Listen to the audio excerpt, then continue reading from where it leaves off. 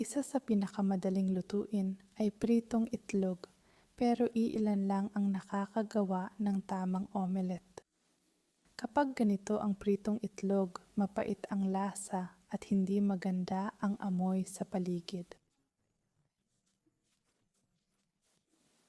Ngayon, matututo tayo ng teknik sa pagluluto ng itlog na talagang magpapasarap sa inyong panlasa.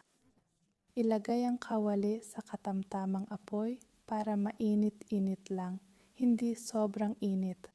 Maglagay ng langis o mantikilya ayon sa gusto, tapos ilagay ang binating itlog.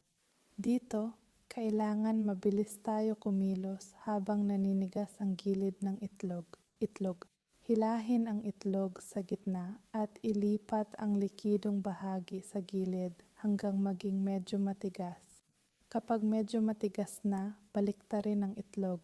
Siguraduhin hindi ito nakadikit sa kawali. Mabilis nating baliktarin tapos patayin ang apoy. Hayaang maluto sa init ng kawali. Sa ganitong paraan, makakagawa tayo ng perpektong omelette na hindi na kailangan ng asin kasi masarap na.